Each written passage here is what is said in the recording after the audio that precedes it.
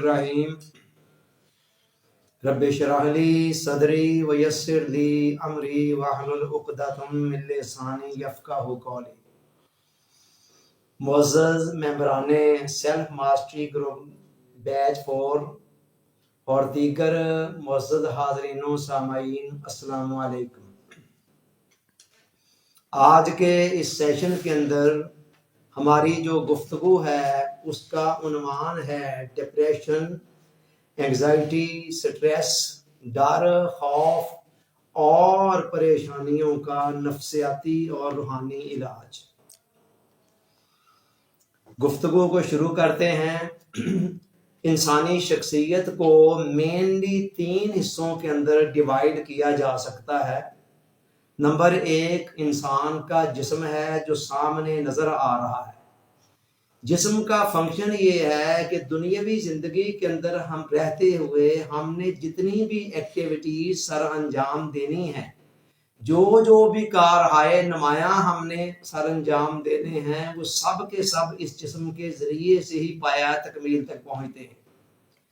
जिस्म के बाद फिर इंसान का ज़हन है या दिमाग है। दिमाग हार्डवेयर है और ज़हन उसका सॉफ्टवेयर है। ये दोनों अल्फाज एक दूसरे की जगह पर भी अमूमन यूज़ कर लिए जाते हैं। चुनाचे दूसरी चीज़ बता रहा हूँ, हमारा ज़हन है जहाँ ख्यालात पैदा होते हैं, आइडियाज़ आते हैं, मंसूबे बनते हैं और बिल आखिर फाइनल होकर इरादे की शक्ल इख्तियार करते हैं।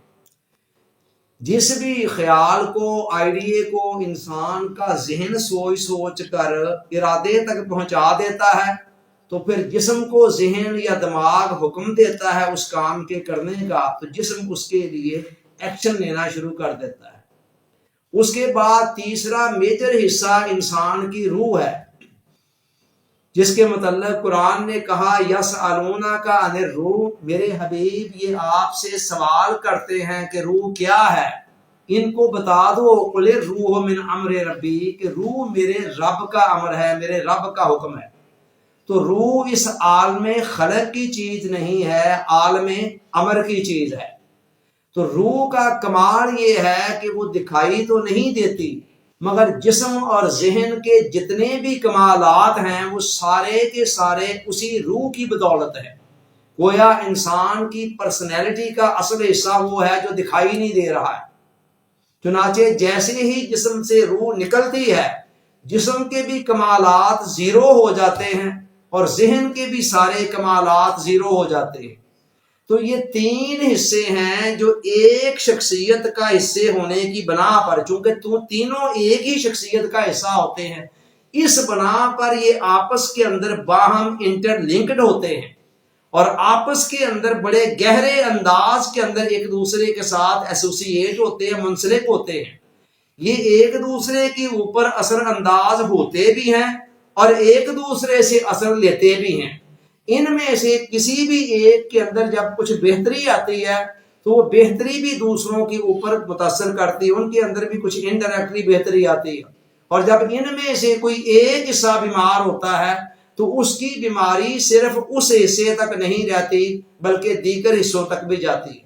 मसलन आपके पाँव में अगर कांटा चुभ जाता है, अब कांटा तो चुभा है आपके जिस्म के अंदर, लेकिन आप देखते हैं कि आपका ज़हन भी परेशान हो जाता है और इसी तरह आपकी रूह भी बेचैन और मुस्तरब हो जाती है।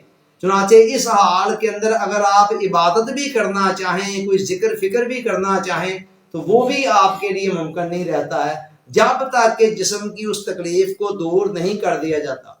इसी तरह जब ज़हन परेशान होता है तो आप देखते हैं कि उसके भी असरात जिस्म के ऊपर आते हैं। आपको सख्त भूख लगी हुई हो, आप खाना खाने लगे, इसी असना में कोई परेशानी वाली, कोई सदमे वाली खबर आप अचानक जब सुनते हैं तो साथ ही भूख उड़ जाती है। हालांकि भूख तो लगी हुई थी जिस्म को, खुराक जिस्म का तकाजा थी और आप खाने लगे थे, खाना वहीं पे पड़ा हुआ है, लेकिन वो जो खबर आपने अचानक सुनी जिसने डायरेक्टली ज़हन को परेशान किया, उसने इनडायरेक्टली आकर जिस्म के ऊपर भी असरअंदाज हुई और जिस्म का जो तकाजा था भूख का, वक्ती तौर पर वो तकाजा भी दब गया। अला हाज़ल क़ियास, इसी के ऊपर क़ियास कर दें आप रूह को भी کہ روح بھی جب بے چین ہوتی ہے، مضطرب ہوتی ہے، پریشان ہوتی ہے، تو روح چونکہ خود دکھائی نہیں دے رہی ہوتی، لہذا اس کی بے چینی اور اضطراب ہمیں نظر تو نہیں آ رہا ہوتا، لیکن بہرحال وہ اپنی جگہ پر موجود ہوتا ہے، اور روح کا اضطراب چلتے چلتے ذہن کو بھی متاثر کرتا ہے اور جسم کو بھی متاثر کرتا ہے۔ وہ اثر چونکہ ہمیں ڈائریکٹلی نظر نہیں آ رہا ہوتا، اس لیے ہم عام طور پر اس سے بے خبر رہتے ہیں۔ تو ہماری شخصیت کے یہ جو تینوں حصے ہیں، یوں تو تینوں ہی ایک دوسرے کو پر اثر انداز ہوتے ہیں اور ہر ایک کا ایک اپنا اثر ہے، لیکن ان میں سب سے زیادہ جو عمل دخل ہے نا، وہ ہمارے برین کا ہے۔ برین کے اندر آئیڈیاز ہوتے ہیں، اور برین کے آئیڈیاز کو ہی لے کر جسم نے ان پر عمل پیرا ہونا ہوتا ہے۔ چنانچہ جب برین کے اندر صحت مند خیالات ہوں گے، وہ صحت مند خیالات ایک طرف جسم کے اوپر بڑے پازیٹیو انداز کے اندر اثر انداز ہوں گے، اور دوسری طرف ہماری روح کے اوپر بھی خوشگوار اثرات ڈالیں گے۔ لیکن جب ذہن کے اندر آنے والے خیالات بیمار ہو جاتے ہیں، تو یہ بیماری خالی ذہن تک نہیں رہتی ہے، یہ انسان کے جسم کو بھی بیمار کرتی ہے اور روح کو بھی بیمار کرتی ہے۔ اور اب تو جدید لیٹسٹ ریسرچ یہ بتا رہی ہیں کہ بیشتر کئی بیماریاں جو جسم کو بھی لگی ہوتی ہیں، کئی بیماریاں ان میں سے ایسی ہوتی ہیں جو ہوتی ہی ذہن سے چلی ہوتی ہیں، اور کئی ایسی ہوتی ہیں کہ جن کے اندر جسم کا بھی کچھ نہ کچھ عمل دخل ہوتا ہے، لیکن بہرحال کافی حد تک عمل دخل ان کے اندر ذہن کا بھی ہوتا ہے۔ آپ اس کو ایک مثال کے ذریعے سے یوں سمجھ لیں کہ جسم انسان کا جو ہے، اس کو اگر ایک گاڑی سے تشبیہ دے لی جائے، تو جسم جو ذہن ہے یا دماغ ہے، برین ہے، وہ اس گاڑی کا ڈرائیور ہے۔ اب گاڑی اور ڈرائیور کا کیا تعلق ہوتا ہے، آپ بڑی اچھی طرح سے سمجھتے ہیں۔ ڈرائیور اگر کوئی چاقو چبند تجربہ کار بیٹھا ہوگا ڈرائیونگ سیٹ کے اوپر، تو گاڑی کو خوش اسلوبی سے منزل مقصود تک پہنچا دے گا۔ اور اگر خدا نہ خواستہ ڈرائیور ہی بیمار ہے یا اس کو کوئی اور اپسیٹ ہے، پریشانی ہے، تو پھر آپ دیکھتے ہیں کہ گاڑی کا انجام کیا ہوتا ہے۔ تو یہ سمجھ لیں کہ جیسے گاڑی مکمل طور پر ڈرائیور کے رحم و کرم پر ہوتی ہے، جہاں اس نے بریک لگانی ہے بریک لگ جانی، اس نے گاڑی نے رک جانا ہے، جہاں چلانا ہے چل پڑنا ہے، اور جہاں اس کی رفتار بڑھانی ہے بڑھ جانی ہے، جہاں کم کرنی ہے کم ہو جانی ہے، جہاں دائیں یا بائیں مڑنے کی اس نے کمان دینی ہے، اسی سمت میں اس نے مڑ جانا ہے۔ تو گویا گاڑی مکمل طور پر ڈرائیور کے رحم و کرم پر ہوتی ہے۔ ایگزیکٹلی اسی طرح انسان کا جو جسم ہے، یہ بھی مکمل طور پر برین کے رحم و کرم پر ہے۔ چنانچہ اگر اس ذہن کے اندر تخریب بھری ہوگی تو جسم سے اسی طرح کے افعال بھی رونما ہوں گے، اور ذہن کے اندر اگر تعمیری سوچیں ہوں گی تو جسم اسی طرح کے کاموں کا سر انجام دے رہا ہوگا۔ تو میں نے بتایا کہ ذہن اگر آپ کا بیمار ہے تو پھر آپ کہیں کہ جی آپ کا جسم تندرست رہے یا آپ کی روح تندرست رہے، تو یہ کام بہت مشکل ہے۔ تو ذہن کے جو امراض ہیں، جیسے جسم کو امراض لگتے ہیں، اسی طرح ذہن کو بھی امراض لگتے ہیں۔ ذہنی امراض کو ہمارے ہاں نفسیاتی امراض کہا جاتا ہے، انگریزی کے اندر جس کے لیے سائیکولوجیکل ڈس آرڈرز کی یا سائیکولوجیکل ڈیزیزز کی اصطلاح استعمال کی جاتی ہے۔ یہ نفسیاتی امراض ہوتے ہیں۔ تو یہ نفسیاتی امراض بڑے خطرناک ہوتے ہیں، اور یوں تو ہر دور کے اندر ہی کوئی دور بھی ایسا نہیں ہے جس میں انسان نفسیاتی امراض سے مکمل طور پر خالی رہا ہو، لیکن آج کا جو مشینی دور ہے، جس کے حوالے سے ہمارے شاعر مشرق علامہ اقبال نے کہا تھا کہ ہے دل کے لیے موت مشینوں کی حکومت، احساس مربت کو کچل دیتے ہیں آلات۔ اس مشینی زندگی نے اور اس مشینی دور نے نفسیاتی امراض کے اندر بہت زیادہ اضافہ کر دیا ہے۔ تو کئی قسم کی اس کی وجوہات ہیں، بہت زیادہ، ہر دوسرا تیسرا بندہ کسی نہ کسی سائیکولوجیکل ڈیزیز کا شکار ہوتا ہے۔ یہ الگ بات ہے وہ کسی سے شیئر کرے یا نہ کرے، بتائے یا نہ بتائے، تو اس کی کئی وجوہات ہو سکتی ہیں۔ مثال کے طور پر کبھی انسان کے سامنے کوئی حادثہ ہوتا ہے، اس حادثے کا بڑا گہرا اثر وہ لے لیتا ہے، وہ سوچتا اگر میرے ساتھ ایسے ہو جاتا پھر کیا بنے گا۔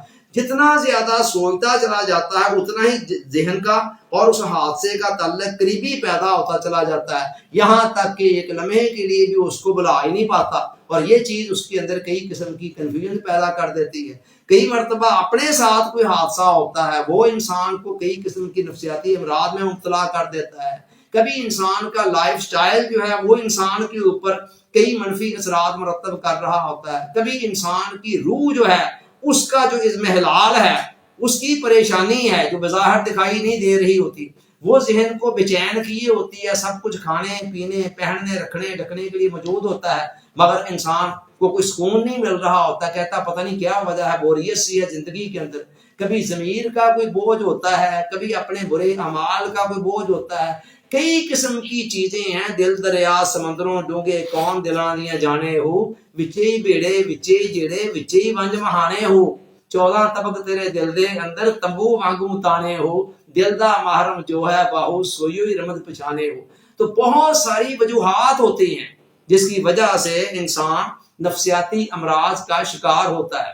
اچھا پھر اگلی بات یہ ہے کہ نفسیاتی امراض جو ہے نا ان کی بہت ساری اپنی قسمیں ہیں، ان کے اندر ہی ڈپریشن ہے، ان کے اندر ہی انگزائٹی ہے، ان کے اندر ہی سٹریس ہے، کئی قسم کے ڈر خوف فوبیاز، کئی قسم کی پریشانیاں، کئی قسم کے وہم وسوسے وغیرہ وغیرہ، پتہ نہیں کیا کیا کچھ ہیں، مختلف قسم کے نام ہیں، بعض علامات ان کی آپس میں ایک دوسرے کے ساتھ ملتی جلتی بھی ہیں، بعض چیزیں الگ الگ بھی ہیں، ڈپریشن کے اندر انگزائٹی کے اندر کچھ فرق بھی ہے، کچھ چیزیں ملتی جلتی بھی ہیں، علی حاضر قیاس نیگیٹو تھنکنگ ان تمام بیماریوں کے اندر جو ہے وہ ایک مشترکہ چیز ہوتی ہے کہ نفسیاتی امراض کا شکار شخص جو ہے وہ منفی سوچوں کا شکار ہوتا ہے کسی بھی رنگ کے اندر ہو۔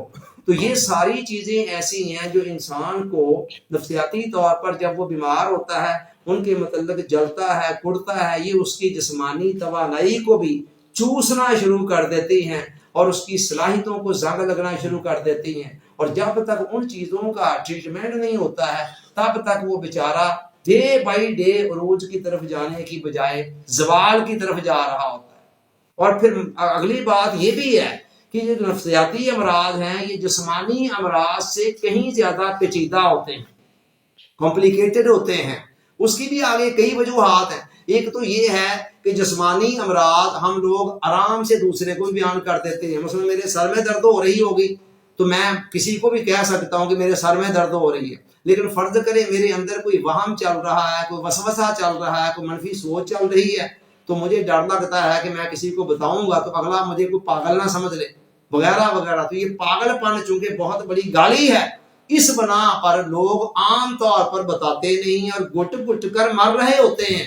کبھی ایسے لوگ بھی اس ملک کے اندر، پوری دنیا کو چھوڑیں آپ، اس ملک کے اندر پتہ نہیں کتنے لوگ ہیں جن کو ساری رات نیند نہیں آتی ہے یا گھنٹوں نیند نہیں آتی ہے، سارا دن بھی پریشان بیچارے اپسیٹ، مگر ان کی سمجھ میں نہیں آتا ہے کس کو جا کر بتائیں، کس سے کہیں، کیا کہیں۔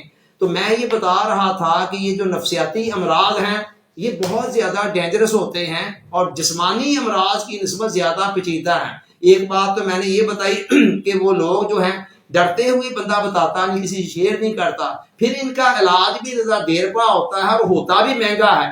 آپ کو سر درد ہوئی، آپ کو بخار ہوا، آپ ڈاکٹر کے پاس گئے، ڈاکٹر نے آپ کو 3 خوراکیں دی، ایک انجیکشن لگایا، ایک نہیں تو 2 دن میں، 2 نہیں تو 3 دن کے اندر عام طور پر اللہ کا شکر ہے آپ بھلے چنگے ہو جاتے ہیں۔ لیکن سائیکولوجیکل ڈیزیزز کے اندر ایسا نہیں ہوتا ہے بالعموم کہ آپ اچانک سے ہی بس ٹھیک ہو جائیں، نہیں، اس کے اندر وہ خود ماہرین نفسیات خود بتاتے ہیں کہ یہ ذرا آپ کو لینتھی، پھر وہ مہنگا بھی ہوتا ہے۔ اب ہر کوئی اس کو افورڈ بھی نہیں کر سکتا ہے کہ ہر ہفتے 10 دن 15 دن بعد کوئی 1000 2000 4000 روپیہ ڈاکٹر صاحب کو فیس دے وغیرہ وغیرہ، اور ساتھ اگر کوئی میڈیسن ہے تو ان کا بھی خرچہ ادا کرے، ہر کسی کے بس میں بھی نہیں ہوتا ہے۔ نتیجہ کیا نکلتا ہے، بے شمار لوگ بیچارے ان کی ساری صلاحیتیں جو ہیں وہ اندر ہی اندر تباہ ہو رہی ہوتی ہیں اور سمجھ نہیں آتا ہے، اور اگر کسی کو جا کر بتا بھی دیتے ہیں، کسی ڈاکٹر کے پاس بھی چلے بھی جاتے ہیں تو پھر بھی کوئی ضروری نہیں ہے آرام آ جائے فوری طور پر۔ تو آگے پھر اس کو 2 شاخوں کے اندر ڈیوائیڈ کیا گیا ہے، ایک سائیکالوجی ہے اور دوسری سائیکاٹری ہے۔ دماغی امراض جو ہے نا بالعموم ان کو ایلوپیتھی کے اندر 2 شاخوں کے اندر تقسیم کیا گیا ہے، ایک سائیکالوجیکل پیشنٹ ہوتے ہیں اور دوسرے سائیکاٹری کے پیشنٹ ہوتے ہیں۔ سائیکالوجی یہ ہے کہ بس انسان کے جو وہم ہیں، وسوسے ہیں، منفی سوچیں ہیں، وہی ہے جس نے ان کو الجھا کر رکھ دیا ہوا ہے۔ چنانچہ ایک ماہر سائیکالوجسٹ کیا کرتا ہے، وہ مختلف قسم کی اس کے ساتھ سٹنگ کرتا ہے، اس کی باتیں سنتا ہے، اس کے اندر جو دبے ہوئے خوف ہیں اپنی مخصوص ٹیکنیکس کو یوز کرتے ہوئے ان کو باہر لاتا ہے، اور دیکھتا ہے کہ اس کی پرسنالٹی کے اندر، اس کے ذہن کے اندر جو مائنس چیزیں چل رہی ہیں ان کی بیسک وجہ کیا ہے، جب اس کو دریافت کر دیتا ہے تو پھر اس کو دور کرنے کے لیے مختلف قسم کے ٹپس بتاتا ہے، ٹیکنیکس بتاتا ہے، تو وغیرہ وغیرہ پیشنٹ سے کہتا ہے کہ جی آپ نے ان پر عمل کرنا ہے۔ یہ سائیکالوجی ہے۔ سائیکاٹری کیا ہے کہ کئی مرتبہ یہ میڈیکل سائنس کا کہنا ہے کہ بعض اوقات ہماری منفی سوچوں کے پیچھے ہمارے اندرونی انٹرنل کے اندر، اندرون کے اندر کچھ ایسی تبدیلیاں، کچھ ہارمونز کے اندر ڈسٹربنس ہو جاتی ہے، کچھ ہارمونز کی کمی بیشی ہو جاتی ہے، اس کے نتیجے میں بعض اوقات امراض پیدا ہوتے ہیں۔ اگر جو نفسیاتی مرض کی وجہ ہارمون کی کوئی کمی بیشی امبیلنس ہو یا کوئی اور اس طرح کی کوئی میڈیکل وجہ ہو تو پھر کیا کیا جاتا ہے، پھر سائیکاٹرسٹ جو ہے وہ اس کا علاج کرتا ہے، اس کے لیے میڈیسنز ہیں، اور میڈیسن جتنی بھی ہیں اس حوالے سے بالعموم ان سب کے اندر ایک چیز مشترک ہے کہ وہ انسان کو سلاتی بہت زیادہ ہے۔ جب انسان 1 2 3 دن کھاتا ہے نا تو بس ہر وقت اس پر غنودگی، ہر وقت وہ سونے کو دل چاہتا ہے، سستی سی، کاہلی سی، اور عام طور پر پیشنٹ زیادہ عرصہ تک اس چیز کو بھی گوارا کرنا بڑا مشکل ہوتا ہے کہ انسان ایک روٹین کی چاقو چبند لائف سے ایک معطل ہو کر بیٹھ جائے عضو معطل کی طرح، تو بالعموم پھر اتنا پیشنس بھی صبر نہیں کر پاتے ہیں۔ مریض جو ہے، ایک پیشنٹ جو ہے وہ اتنا صبر، اتنا پیشنس کا مظاہرہ نہیں کر پاتا ہے کہ وہ اس ٹریٹمنٹ کو جاری رکھ سکے۔ پھر ظاہر ہے ان کے اخراجات بھی ہوتے ہیں، میں نے بتایا ڈاکٹروں کی اپنی فیسیں، ہفتے 15 دن بعد جانا آنا ہوتا ہے، اللہ حاصل قیاس، اور اس کے ساتھ ساتھ یہ ہے کہ میڈیسن کے اپنے اخراجات اور کئی قسم کی پرابلم اس کے علاوہ ہوتے ہیں۔ اور پھر المیہ یہ ہے کہ یہ سارا کچھ کرا کر بھی نا جو سائیکولوجیکل پیشنٹ ہے نا ان کی جو درست ہونے کی شرح ہے نا وہ بہت زیادہ حوصلہ افزا نہیں ہے۔ اچھا، بعض پیشنٹس کے اندر یہ دونوں چیزیں بھی مل جاتی ہیں۔ میرے خیال میں زیادہ تر پیشنٹ تو وہ جو نفسیات کے ہوتے ہیں نا وہ سائیکالوجی کی فیلڈ کے ہی ہوتے ہیں، کم لوگوں کے اندر ہارمون امبیلنس ہوتا ہے، لیکن بہرحال بہت سارے لوگوں کے اندر یہ چیز بھی ہوتی ہے، اور کئی ایسے بھی ہوتے ہیں جن کے اندر یہ دونوں چیزیں ہوتی ہیں، ساتھ کوئی مائنس سوچ جو ہوتی ہے اس کی وجہ سے مسئلہ بنا ہوتا ہے، ساتھ کوئی سائیکاٹری کا مسئلہ بھی پیدا ہوتا ہے۔ ایسے پیشنٹس کو پھر مشورہ دیا جاتا ہے کہ وہ دونوں سے ہی رابطہ کریں، وہ سائیکاٹری کے پاس بھی جائیں، سائیکالوجی کے پاس بھی جائیں، اور وہ ڈبل فیس بھی پے کرتے ہیں۔ تو میں نے بتایا المیہ یہ ہے کہ اتنی ساری فیسیں پے کرنے کے باوجود بھی بہت زیادہ حوصلہ افزا نہیں ہے کہ ادھر کوئی پیشنٹ جائے اور ادھر مہینے 2 مہینے کے بعد مکمل طور پر نارمل ہو جائے۔ کئی مرتبہ وقتی طور پر کچھ افاقہ پر آتا ہے اور پھر کوئی مہینہ 2 4 6 مہینے کے بعد دوبارہ انسان پھر لوٹ جاتا ہے ادھر، اور بعض اوقات میڈیسن جو ہیں وہ مستقل طور پر کھانی پڑتی ہے، جیسے ہی انسان نے چھوڑی تو پھر ساتھ ہی وہ چیزیں واپس لوٹنا شروع ہو جاتی ہیں۔ تو یہ بہت بڑا ایک المیہ ہے۔ تو اب بندہ کرے تو کرے کیا؟ اب اس ماحول کے اندر ہم انشاءاللہ العزیز آپ کے سامنے اپنی ریسرچ کے روشنی کے اندر تیار کیا گیا فارمولہ رکھنے جا رہے ہیں، اور اس کے اندر انشاءاللہ سائیکولوجیکل جہتوں کو بھی سامنے رکھا گیا ہے، اور ساتھ ساتھ جو ہے نا انسان کی جو اسپرچول ایک جہت ہے اس کو بھی سامنے رکھا گیا ہے۔ کیونکہ بہت مرتبہ تو ایسا بھی ہوتا ہے کہ ضمیر کا کوئی بوجھ ہوتا ہے یا روح بیچاری پریشان ہے، اپسیٹ ہے، اسے اس کی غذا نہیں مل رہی ہے، تو اس کے نتیجے کے اندر پرابلم پیدا ہو رہی ہیں، یا انسان کو مسلسل گناہ نافرمانی کے بہت بڑے ایسے کام کر رہا ہے جس کے نتیجے میں اس کے ضمیر پر کوئی بوجھ ہے، اور وہ بوجھ چلتے چلتے نفسیاتی امراض کی شکل اختیار کر لیتا ہے۔ ہم آپ سے یہ بالکل نہیں کہہ رہے ہیں کہ ہمارے طریقہ علاج کو اپناتے ہوئے آپ اگر کوئی میڈیسن یوز کر رہے ہیں تو میڈیسن کو چھوڑ دیں، نہ، آپ کنٹینیو رکھیں۔ اسی طرح آپ کسی سائیکالوجسٹ کے پاس کاؤنسلنگ کے لیے جا رہے ہیں، آپ ضرور کاؤنسلنگ دیں۔ ہمارا طریقہ علاج آپ سے یہ مطالبہ نہیں کرتا ہے کہ آپ ان چیزوں کو چھوڑیں، اس لیے کہ ہمیں پتا ہے کہ انشاءاللہ آپ تھوڑا سا آگے چلیں گے نا تو یہ چیزیں خود بخود چھوٹ جائیں گی، آپ کے اپنے انر سے آواز آئے گی، بس ٹھیک ہے اب مجھے میڈیسن کی ضرورت نہیں ہے، ٹھیک ہے اب پہلے میں 2 گولیاں کھاتا تھا اب 1 بھی کافی ہے، اور چلتے چلتے کچھ وقت بعد آپ کہیں گے اب 1 کی بھی ضرورت نہیں ہے۔ اندر ہی اتنا کانفیڈینس ڈیولپ ہو جائے گا، ایسی سچویشن بن جائے گی کہ آپ خود بخود ہی، تو جب تک آپ خود نہیں چھوڑتے ہیں ہم آپ سے قطعاً نہیں کہتے ہیں کہ جی آپ چھوڑیں، یا اگر کسی سائیکالوجیکل ڈاکٹر کے ساتھ آپ کا کوئی اپوائنٹمنٹ ہے آپ اس سے کاؤنسلنگ دے رہے ہیں، ہم قطعاً نہیں کہتے ہیں آپ کاؤنسلنگ دیں۔ ہمارے طریقہ علاج کو آپ کے کسی بھی علاج کے ساتھ، ٹریٹمنٹ کے ساتھ کوئی ضد نہیں ہے، مگر انشاءاللہ العزیز نتائج آپ کو کہیں زیادہ بڑھ کر ملے۔ اب آپ کہیں گے اتنے وثوق کے ساتھ یہ بات آپ کس بنیاد پر کر رہے ہیں؟ دیکھیں میری بات سنیں، ہر کوئی اپنے اپنے فیلڈ کا ہوتا ہے۔ سائیکالوجی والوں کو اپنے فیلڈ پر، اپنے علم پر، اپنے فن پر بڑا مان ہے، اور وہ اپنی جگہ پر بتھیرے دعوے بھی کرتے ہوں گے۔ تو ہم تو خیر کوئی لمبے چوڑے دعوے اپنے بہاف پر تو کرتے ہی نہیں ہیں، اللہ تعالیٰ کے فضل و کرم کے بھروسے پر کر رہے ہیں۔ اور کس بنا پر کر رہے ہیں کہ ہمیں پتہ ہے کہ ہم نے اپنے ٹریٹمنٹ کے اصول جہاں سے لیے ہوئے ہیں اس کوچا سے عام طور پر سائیکالوجسٹوں کا گزر نہیں ہوتا ہے، اور جو ان کا فیلڈ ہے، ان کا جو کوچا ہے، اس کو تھوڑا بہت اس کی نو ہم نے لے رکھی ہوئی ہے۔ NLP کو کچھ اسٹڈی کیا ہوا ہے، دیکھا ہوا ہے، اس کی پریکٹس کی ہوئی ہے۔ ہپناٹزم کو اسٹڈی کیا، دیکھا، اس کی پریکٹس کی۔ اسی طرح اور مائنڈ سائنس کو آج تک پڑھا، بہت کچھ پڑھا، سوچا سمجھا اس کے متعلق۔ تو ان کے کوچے کو تو ہم جانتے ہیں، جس کوچے سے ہم لیتے ہیں نا اپنے اصول، اس کوچے سے عام طور پر ان کا گزر نہیں ہوتا ہے۔ اس لیے اس کوچے کے اسرار و رموز کا ان کو بالعموم علم نہیں ہوتا ہے۔ مولانا روم شاہی خاندان سے تعلق رکھنے والے تھے فرد، شاہ خارزم کے پوتے تھے، اور ساتھ بہت بڑے عالم بھی تھے۔ کونیا کی مسجد کے اندر بیٹھ کر دور دراز سے طالب علم آیا کرتے تھے اور ان کو علم پڑھایا کرتے تھے۔ تو ایک طرف تو شاہی جلال تھا ان کے اندر کہ میں شاہی خاندان کا فرد ہوں، اور دوسری طرف ایک علم کا خمار بھی تو ہوتا ہے نا۔ دونوں چیزوں نے مل کر ان کے اندر ایک جاہ و جلال سا پیدا کر رکھا تھا۔ بڑی علمی تمکنت کے ساتھ بڑی خوبصورت مسجد کے اندر بیٹھ کر طلباء کو پڑھایا کرتے تھے۔ پھر کیا ہوتا ہے، ادھر ایک اللہ کا مجذوب بندہ ہے، ایک دیوانہ ہے اس کی محبت کا، جس کا نام شمس تبریز ہے۔ شمس تبریز کے سینے کے اندر اللہ کی محبت کے شعلے مچل رہے ہیں، اور شمس تبریز اللہ سے دعا کرتے ہیں کہ باری تعالیٰ مجھے کوئی ایسا سینہ چاہیے جس کے اندر میں یہ آگ منتقل کر سکوں۔ اللہ کی طرف سے کوئی القاء ہوتا ہے یا الہام ہوتا ہے یا کوئی اشارہ ہوتا ہے کہ جاؤ کونیا کے اندر چلے جاؤ۔ جلال الدین رومی کے سینے کے اندر یہ صلاحیت ہے کہ وہ اس آگ کو، اس نور کو جذب کر سکتا ہے۔ شمس تبریز آ جاتے ہیں کونیا، اور مولانا روم جس مسجد کے اندر درس دے رہے ہیں وہاں پر آ کر بیٹھ جاتے ہیں۔ اب عام سا لباس تھا ان کا، مولانا روم نے کوئی اتنا التفات نہ کیا، چاروں طرف شاگرد تھے ان کے، اور مولانا روم علمی نقطے بیان کر رہے ہیں، سامنے کتابوں کا ڈھیر ہے۔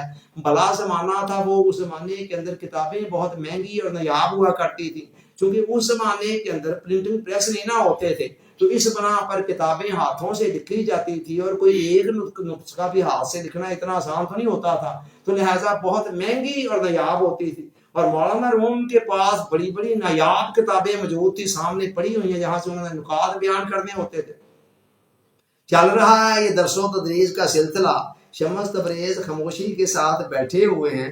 ایک موقع پر شمس تبریز بولتے ہیں اور مولانا روم سے پوچھتے ہیں کہ این چیست، فارسی زبان کے اندر ان کی فارسی زبان تھی، این چیست یہ کیا ہے جو آپ کے سامنے کتابوں کا ڈھیر سا لگا ہوا ہے؟ مولانا روم نے ایک سرسری سی نظر ڈالی اور دیکھا کہ ایک عام سا بندہ ہے، اس کو کیا پتا کہ یہ سامنے کیا ہے میرے۔ اس نے کہا این آن است کہ تو نمی دانی، اے شمس تبریز یہ وہ ہے جسے تو نہیں جانتا۔ شمس تبریز خاموش ہو جاتے ہیں۔ تھوڑی دیر کے بعد وقفہ ہوتا ہے، اور وقفے کے اندر طلباء بھی چلے جاتے ہیں کوئی ریسٹ کرنے، کچھ کھانے پینے، مولانا روم بھی اپنے خاص کمرے کے اندر چلے جاتے ہیں۔ اب شمس تبریز اکیلے ہیں، وہ کتابوں کو اٹھاتے ہیں اور پاس ہی مسجد کے صحن کے اندر جو تالاب بنا ہوا تھا نا، اس کے اندر ساری کتابوں کو پھینک دیتے ہیں۔ اب کتابیں جب اندر جاتی ہیں تو کتابوں کی سیاہی جو ہے وہ سارے تالاب کو سیاہ کر دیتی ہے، سب گل مل جاتا ہے اس کے اندر۔ مولانا روم واپس آتے ہیں، طلباء واپس آتے ہیں، اور ایک کوہرام مچ جاتا ہے کہ یہ کتابیں، اتنا سارا سرمایہ یہ ضائع ہو گیا، کہ کس نے کیا، کیا ہوا، کیسے ہوا؟ پتہ چلتا ہے کہ یہ شمس تبریز نے کیا ہے۔ مولانا روم بڑے جلال میں آ کر کہتے ہیں کہ یہ تم نے کیا کیا؟ میری ساری زندگی بھر کا سرمایہ خزانہ تم نے ضائع کر دیا، یہ مجھے کہاں سے اب دوبارہ ملے گا؟ پتہ نہیں کہاں سے نایاب کتابیں ہیں جن کو اکٹھا کرنے میں نے ساری زندگی صرف کی، اب یہ کہاں سے ملے گی؟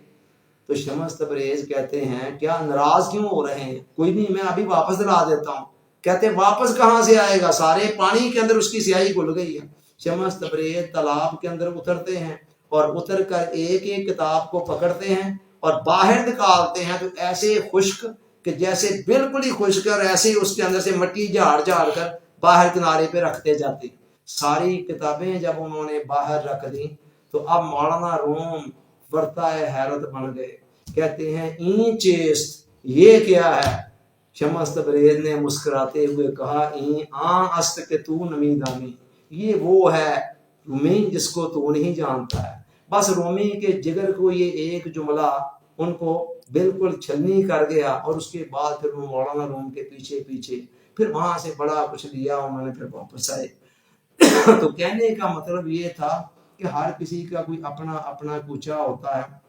तो लिहाजा हमें अल्लाह के फजल से बहुत उम्मीद है कि जो नुस्खा हम आपको देने जा रहे हैं ये बहुत जल्द आपकी दवाइयाँ भी छुड़ा देगा और इंशाअल्लाह आपको ज़िंदगी की नई जहतें दिखा देगा। अब सबसे पहली बात तो ये समझ लें कि मेरे नज़दीक इंसान के जितने भी नफ्सियाती अमराज हैं ना, उनकी सबसे बड़ी वजह ईमान की कमज़ोरी है। ईमान की कमज़ोरी, ये मैं कोई मौलवियाना आवाज़ नहीं कर रहा हूँ, अपनी सोची समझी एक राय दे रहा हूँ और इसके लिए अपने पास दलाइल रखता हूँ और अभी एक आध मिसाल देता हूँ, आपकी समझ में आ जाएगा।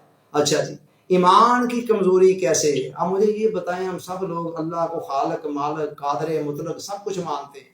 अगर हमारा वाकई ये यकीन, ये ईमान हमारे अंदर उतरा हुआ है कि हमारे अल्लाह की मर्जी के बगैर इस कायनात के अंदर एक जरा भी हरकत नहीं कर सकता है, एक पत्ता भी दरख्त से नहीं गिर सकता है और कोई नुकसान भी मुझे नहीं पहुंच सकता है, ना कोई फायदा पहुंच सकता है, जो होना है अल्लाह की मर्जी से होना है। और मेरा अल्लाह जो है वो मेरे साथ बहुत ज्यादा मेहरबान भी है, मेरी माँ बाप से भी बढ़कर मुझसे मोहब्बत करने वाला, शफकत करने वाला है, मेरे पर रहम करने वाला है। अगर ये सारी चीजें मेरे ईमान का हिस्सा हैं तो फिर मुझे बता दें, मुझे ये डर कैसे कहाँ से आ जाता है मेरे साथ ऐसे ना हो जाए, फलाना हो जाए, अगर ये एक्सीडेंट हो गया तो फिर क्या होगा? जब मुझे ये पता है, अगर मेरा वाकई ये मुझे ईमान है, मेरे दिल में उतरा हुआ है, तो फिर ये कैसे हो सकता है? देखें ईमान कितनी बड़ी ताकत है, आपको एक मिसाल के जरिए से समझाता हूँ। फिरौन का दरबार है, हजरत मूसा अलैहिस्सलाम ने उसकी खुदाई को चैलेंज कर दिया हुआ है और फिरौन जादूगरों के जरिए से इस मामले को ख़त्म करना चाहता है। वो पूरे मुल्क से चोटी के जादूगर बुला लेता है और कहता आओ मूसा और हारून का मुकाबला करो और किसी तरह से मेरी खुदाई को बचा लो, मेरी हुकूमत को बचा लो। जादूगर दरबार में आते हैं, मुकाबला शुरू होने से पहले थोड़ी देर जादू फिरौन से मुलाकात होती है। ये सारा वाकया कुरान ने बयान किया है। कुरान कहता है कि फिरौन से जादूगर पूछ रहे हैं आइन्ना लना अजरन इन कुन्ना नहनुल गालिबीन, ऐ फिरौन अगर आज हम मुकाबले में गालिब आ जाते हैं तो हमें अच्छा इनाम और इकराम मिलेगा ना? अब फिरौन को तो अपनी खुदाई की पड़ी हुई थी, अपनी हुकूमत की पड़ी हुई थी।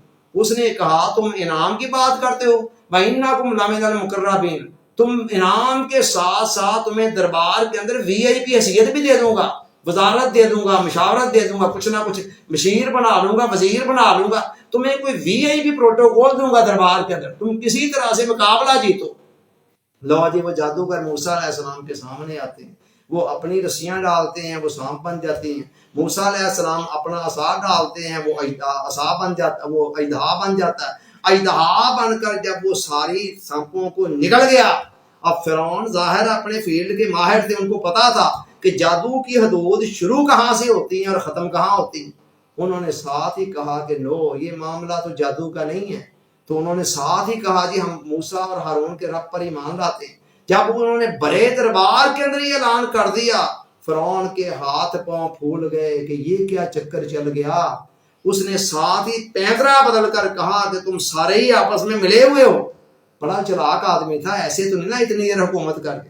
कहता तुम सब आपस में मिले हुए हो, अब देखो मैं तुम्हें सजा क्या देता हूँ। जादूगरों को ये कह रहा है कि मैं अब तुम्हें फांसी चढ़ाऊंगा, सूली पे लटकाऊंगा, लेकिन मैं तुम्हें इतनी आसान मौत नहीं मरने दूंगा कि 5-7 मिनट में तुम तड़प तड़प कर मर जाओ फांसी के फंदे पर। मैं पहले तुम्हारे हाथों को काटूंगा, पांव को काटूंगा, मुखालिफ सिमतों से कटवाऊंगा ताकि तुम्हें अच्छी तरह से दर्द हो, तड़पा तड़पा कर आखिरी मरहले के अंदर तुम्हें सूली पे चढ़ाऊंगा।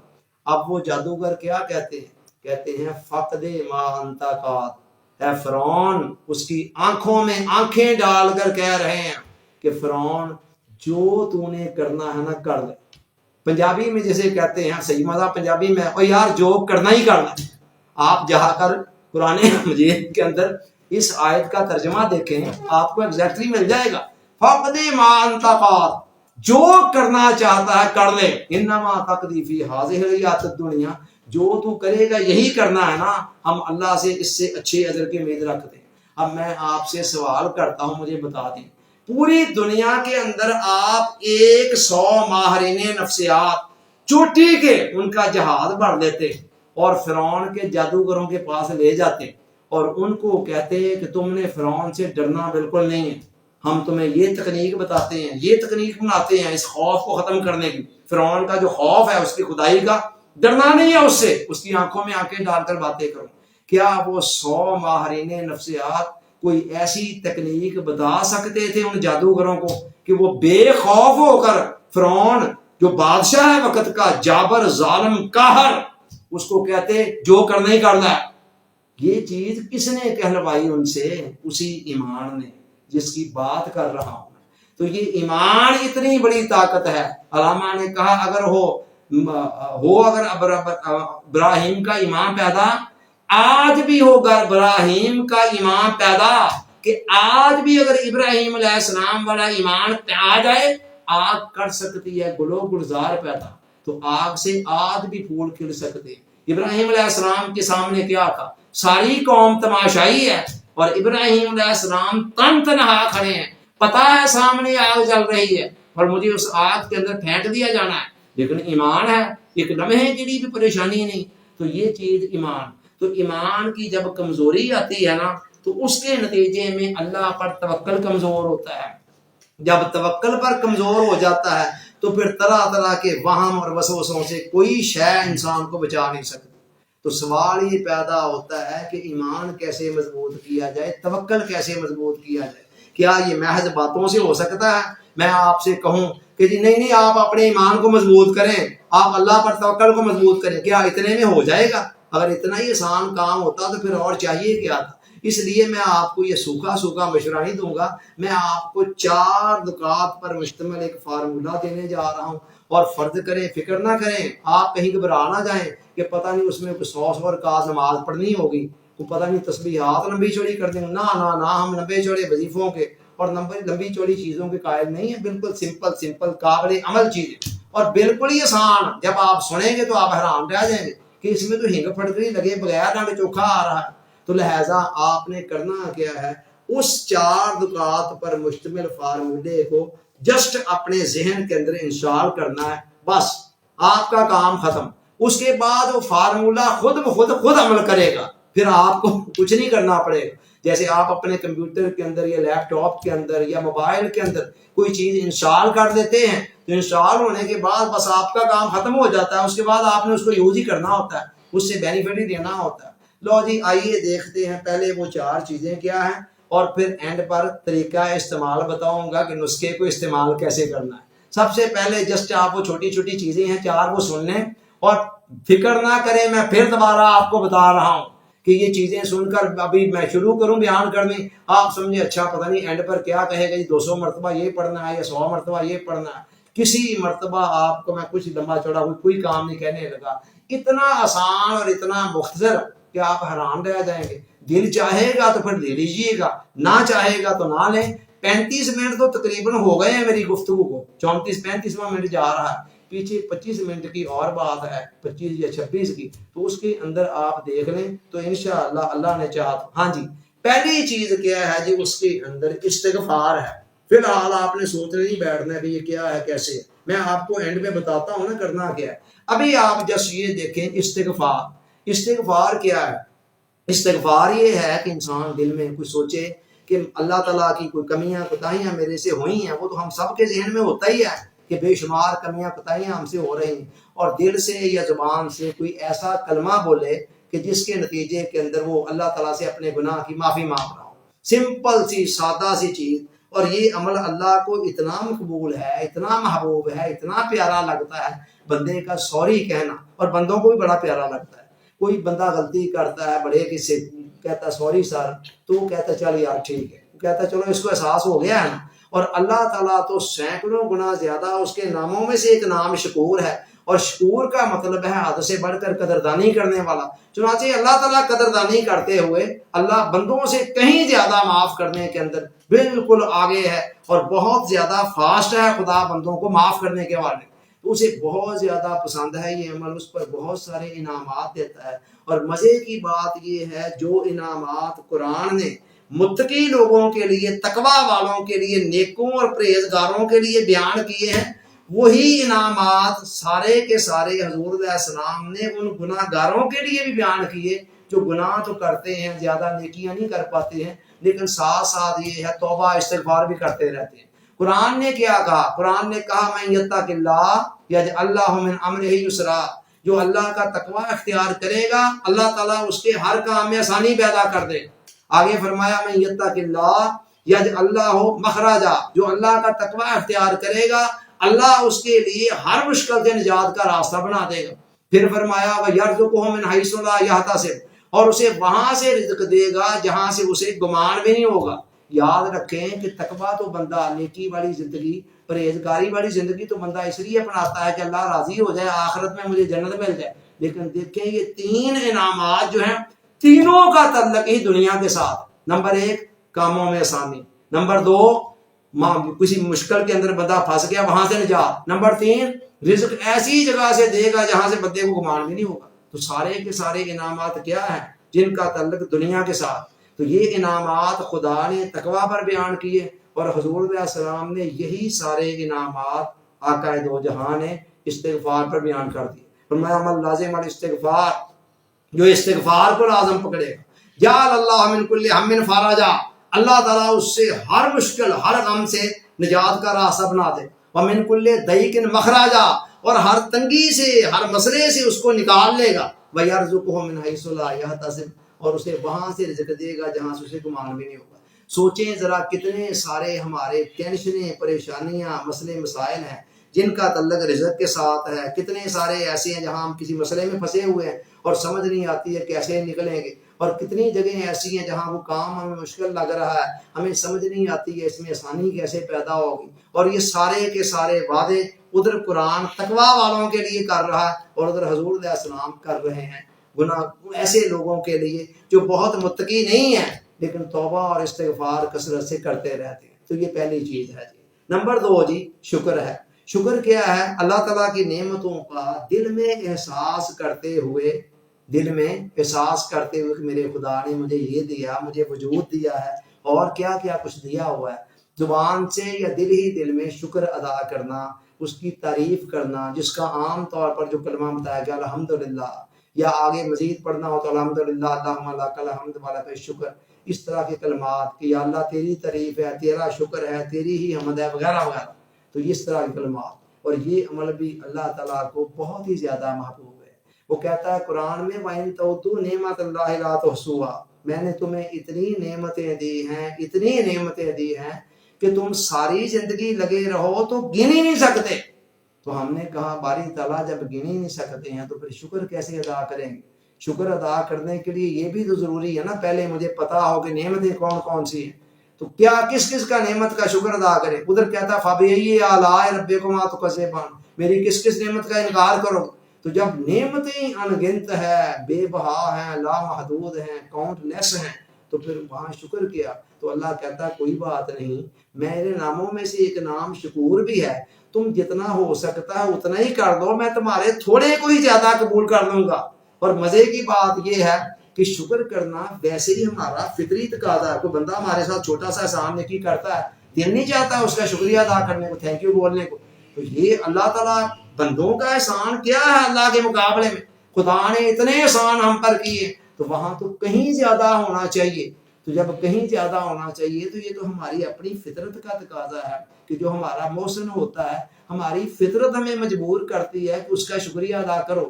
تو ہم نے تو اپنے فطری تقاضے پر عمل کرنا تھا اللہ کا شکر ادا کرتے ہوئے، لیکن اللہ تعالیٰ کی بندہ پروری دیکھیں، کہتا ہے لَئِن شَكَرْتُمْ لَأَزِيدَنَّكُمْ، اگر تم میری نعمتوں کا شکر ادا کرو گے نا تو میں نعمتوں کو اور زیادہ بڑھانا شروع کر دوں، اور زیادہ بڑھانا شروع کر دوں۔ اسی طرح ہمارے علماء نے عرفاء نے یہ کہا کہ جو شکر ہے نا یہ نعمتوں کا حافظ بھی ہے اور جالب بھی ہے۔ حافظ کہتے ہیں حفاظت کرنے والوں کو، جالب کہتے ہیں کھینچنے والوں کو، مزید کھینچنے والوں کو۔ وہ کہتے ہیں شکر کے اندر یہ دونوں کوالٹیز ہیں، چونکہ جب اللہ نے کہا کہ نعمت پر شکر ادا کرو گے تو پھر میں اس کو اور بڑھا دوں گا، تو اس کا مطلب یہ ہے جو اللہ تعالیٰ نے اضافہ کرنا ہے وہ اصل کو قائم رکھتے ہوئے کرنا ہے۔ اصل میرے پاس جو 100 روپیہ ہے، اگر اس میں کسی نے اضافہ کرنا ہے تو 100 میرے پاس رہنے دے گا، ساتھ کوئی 10 20 50 100 اور اپنی طرف سے دے دے گا، تو اضافہ تو تب بھی ہوگا نا۔ اگر وہ میرا 100 چھین لے اور مجھے 50 اپنی طرف سے دے دے، کہ یہ اضافہ ہو گیا، تو یہ اضافہ کیا ہے؟ تو اضافہ ہمیشہ اصل کو قائم رکھتے ہوئے ہوتا ہے۔ خدا نے قرآن میں پرومس کر دیا ہے کہ لا ان شکرتم لازیدنکم، تم شکر ادا کرو گے تو اس کا مطلب ہے جو نعمت دی ہے اس کو برقرار بھی رکھوں گا اور اس میں مزید اپنی طرف سے اضافے بھی کرتا چلا جاؤں گا۔ یہ شکر کے وہ فائدے ہیں جو بطور چنگے کے طور پر بونس کے اندر مل رہے ہیں، حالانکہ شکر ویسے ہی ہماری بندگی کا تقاضا تھا کہ ہم کر دیں۔ یہ دوسری چیز ہے۔ تیسری چیز کیا ہے؟ دعا۔ انسان جب بھی کسی مسئلے میں کسی مشکل میں مبتلا ہوتا ہے نا تو وہ بیچارہ دیکھتا ہے کہ اب کوئی بڑی طاقت ہو کوئی جو مجھے بچائے، ٹھیک ہے۔ کئی مرتبہ ماں بچے کو، چھوٹا بچے کو دیکھے نا، ذرا سا کہیں مسئلہ پیش آتا ہے باہر کھڑی میں کھیلتے فوراً امی امی کہتے کہتے اندر آ جاتا ہے، یا باپ کو کہتا ہے کہ مجھے یہ مسئلہ پیش آ گیا۔ تو ہر انسان کی فطرت یہ چاہتی ہے کہ جہاں وہ کسی مسئلے کا شکار ہو تو وہ کسی بڑی ہستی کو پکارے، کوئی ایسی ہستی جو اس سے زیادہ طاقتور ہو اور اس کی مدد کر سکتی ہو۔ تو دنیا کے اندر جتنی بھی ہستیاں ہیں وہ بیچاریاں خود کسی نہ کسی سٹیج کے اوپر مجبور ہو جاتی ہیں۔ کئی مرتبہ بیٹا ماں اور باپ کے سامنے مر رہا ہے، ماں اور باپ اسے ہچکیاں لیتے، آخری سانسیں لیتے ہوئے دیکھتے ہیں، مگر مجبور ہیں، ہیلپ لیس ہیں، کچھ بھی نہیں کر سکتے۔ مگر خدا کے ہاں اس طرح کی مجبوری کوئی نہیں ہے۔ سب سے بڑی ہستی، سب طاقتوں قوتوں قدرتوں کا مالک اللہ ہے۔ تو یہ تیسری چیز دعا ہے، اور یہ بھی ہمارا عین فطری تقاضا ہے، لیکن یہاں بھی اس کی بندہ پروری دیکھیں کہ ہم نے تو اپنی مجبوری کے تحت دعا مانگنی تھی، مانگے بغیر ہمارا چارہ ہی نہیں تھا، لیکن اس نے کیا کیا؟ اس نے اسی دعا کے مانگنے کے عمل کو پکڑ کر عبادت بنا دیا۔ اللہ تعالیٰ نے فرمایا، حضور علیہ السلام فرماتے ہیں الدعاء ہی العبادہ، دعا بھی عبادت ہے۔ یعنی بندہ مانگ رہا ہے اپنی حاجت، خدا کہہ رہا ہے یہ لے حاجت بھی لے لے، اور ساتھ کیا ہے؟ ساتھ میں تیرے نامہ اعمال کے اندر نیکیاں بھی لکھ رہا ہوں کہ تو انہیں مجھ سے مانگا ہے۔ اور آگے یہاں تک فرمایا حضور علیہ السلام نے کہ الدعاء مخل عبادہ، دعا خالی عبادت نہیں بلکہ عبادت کا بھی مغز ہے، عبادت کا بھی نچوڑ ہے، عبادت کا بھی خلاصہ ہے۔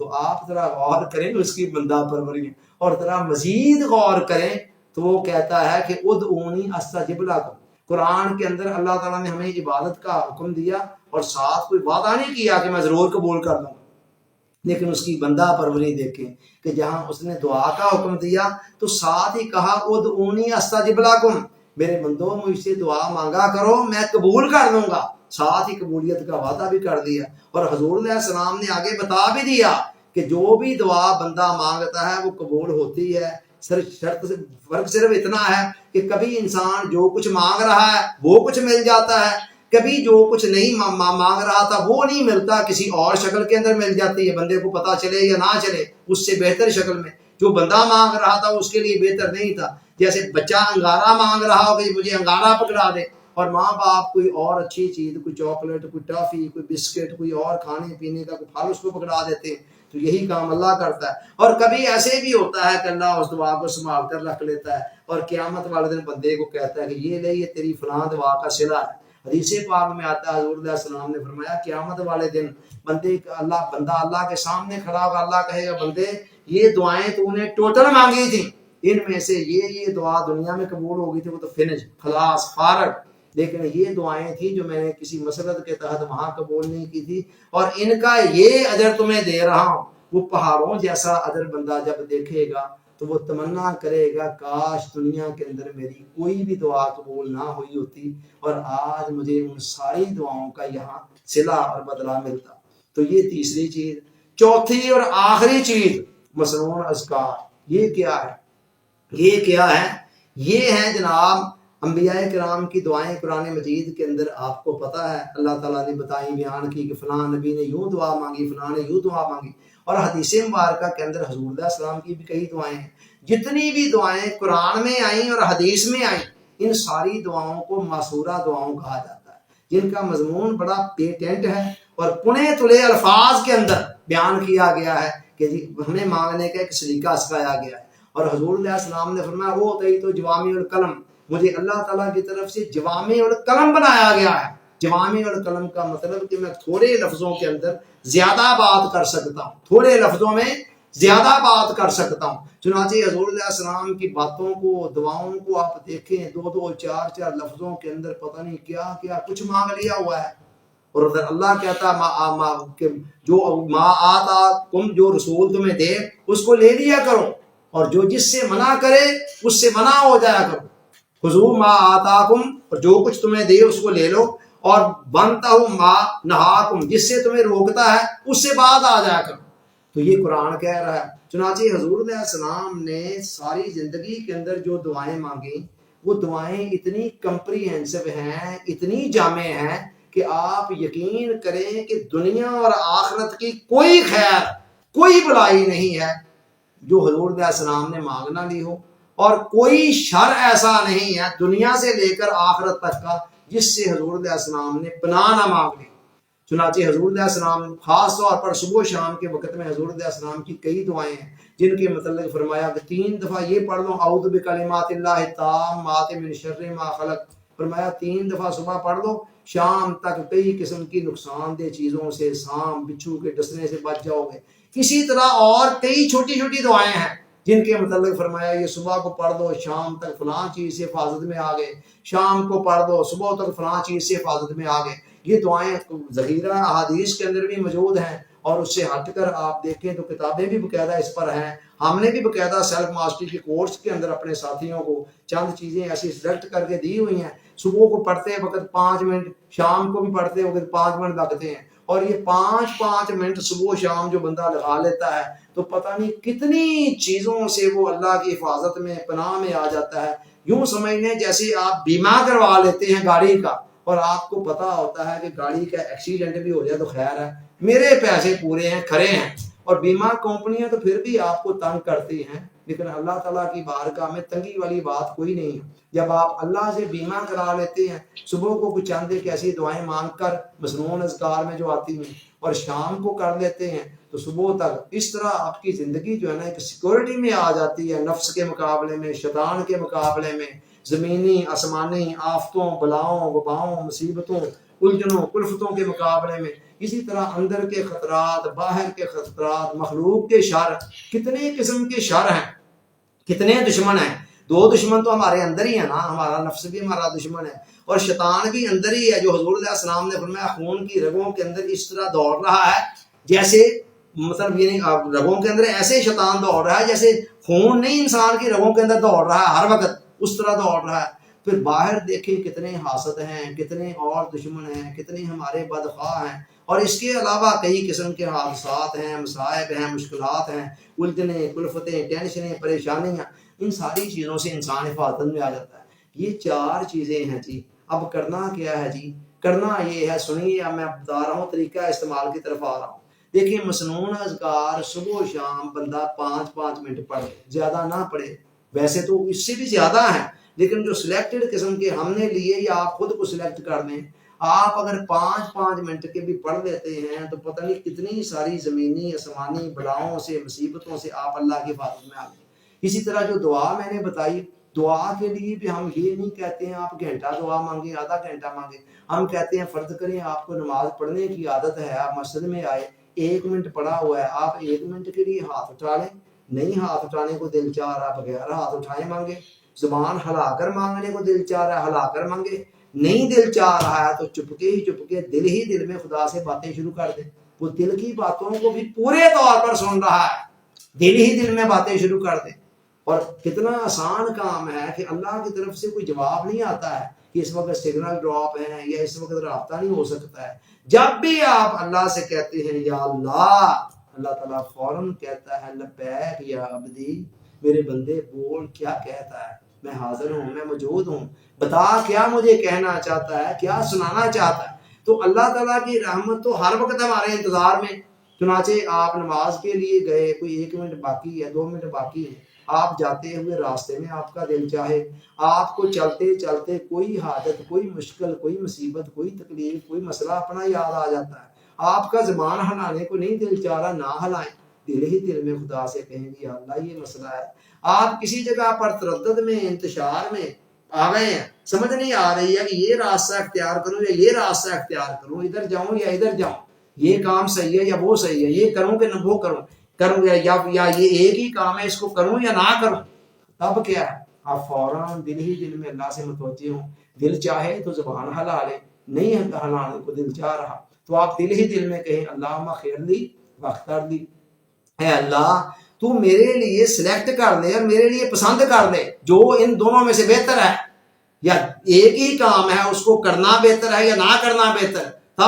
تب بھی یہی دعا، بڑی مختصر سا استخارہ صرف وہی نہیں ہے جو رات کو آپ نے باقاعدہ دور کا نماز نفل کر کے پڑھنا ہے، یہ بھی استخارے کی ایک مختصر سی شکل ہے جس کو آپ 24 گھنٹوں کے اندر کسی بھی وقت جہاں بھی آپ کو کوئی تردد ہے، کوئی انتشار ہے، کوئی پریشانی ہے، کچھ مسئلہ ہے، تو آپ اس کو استعمال کر سکتے ہیں۔ یہ 2 چیزیں ہو گئی، بتائیے کوئی ابھی تک میں نے کوئی لمبا چوڑا آپ کو کہا ہے، 4 چیزیں بتائی ہیں، 4 میں سے یہ 2 تو ہو بھی گئی ہیں، اور 2 میں سے پہلی کے حوالے سے کہا جی 5 منٹ صبح اور 5 منٹ شام، اور دوسری کے حوالے سے کہہ رہا ہوں جی جب آپ کا دل چاہے۔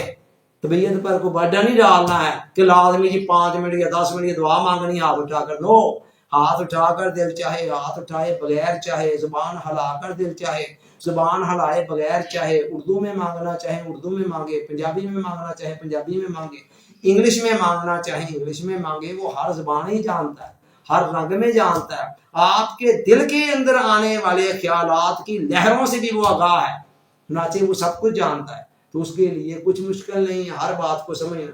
یہ 2 کام ہو گئے، اب رہ گئے ہیں پیچھے 2 کام، وہ جو استغفار اور میں نے بتایا تھا شکر۔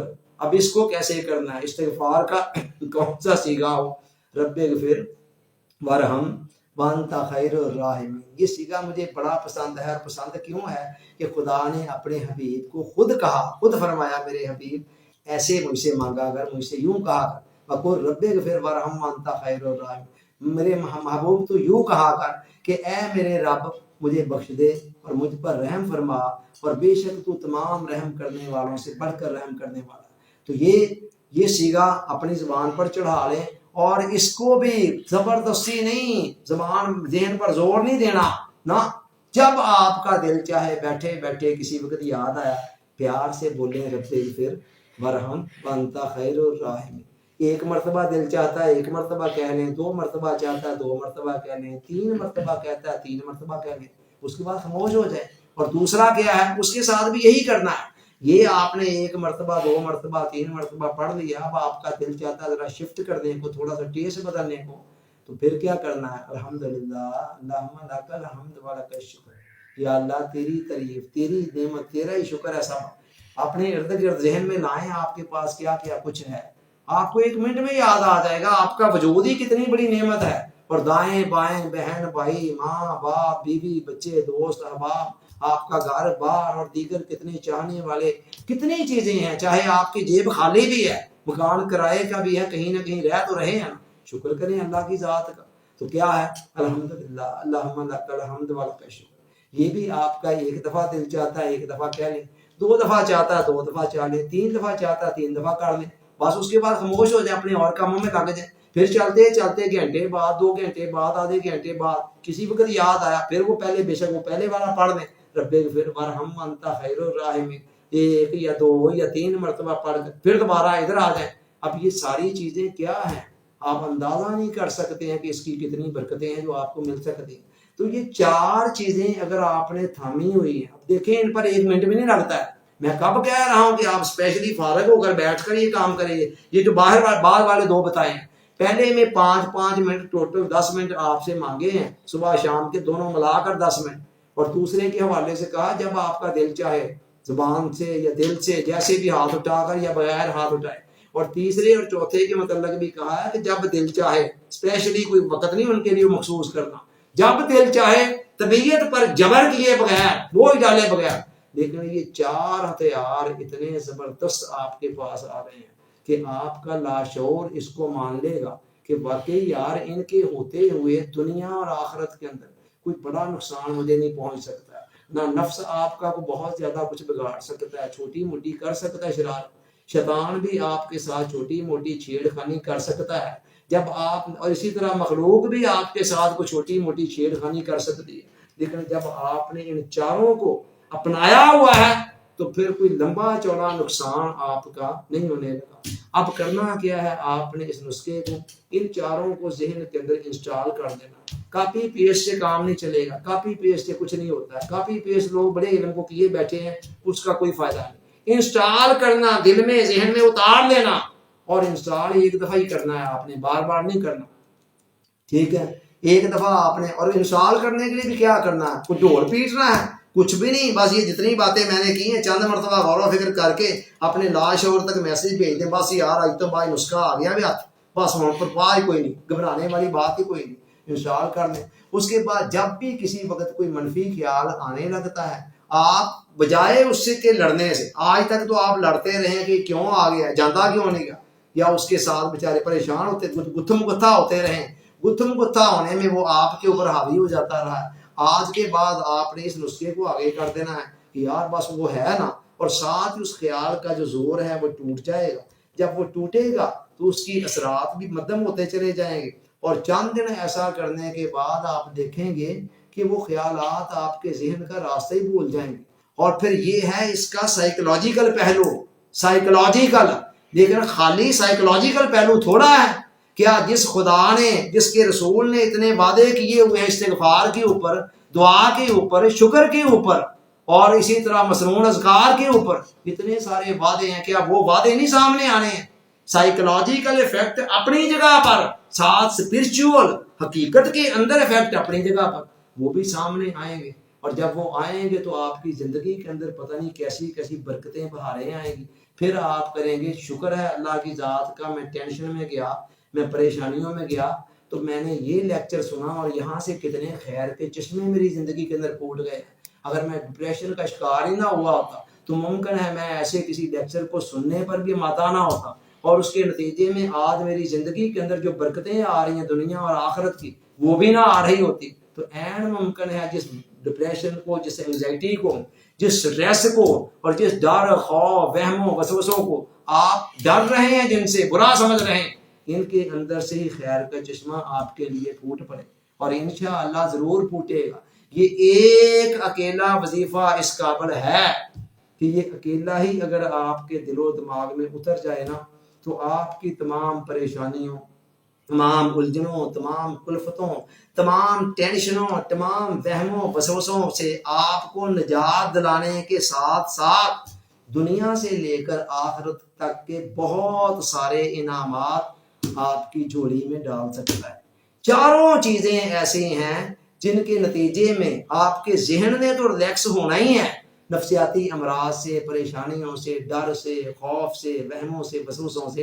اور پتہ نہیں کتنے انعامات ہیں دنیا کے جو آپ کو ملنے ہیں، اور کتنے انعامات آخرت کے ہیں جو آپ کو ملنے ہیں. یہ سارا کچھ آپ کو مل سکتا ہے. تو میں نے بتایا یہ اکیلا وظیفہ ایسا ہے کہ جو آپ کے تمام، یہ سارا ایک عمل جو میں نے بتایا 4 چیزوں پر مشتمل، آپ کے تمام معاملات کو، سائیکولوجیکل پرابلمز کو حل کر سکتا ہے. لیکن میں انشاءاللہ العزیز اس کو پارٹ 1 بنا رہا ہوں. جو بات ابھی تک آپ سے اس گھنٹے کے اندر کی ہے، آخری منٹ اس وقت میری اسپیچ کا چل رہا ہے، تو یہ پارٹ 1، اور کل اللہ آپ کی بھی زندگی رکھے اور میری بھی زندگی رکھے، اسی کا پارٹ 2 آئے گا، اختتامی حصہ.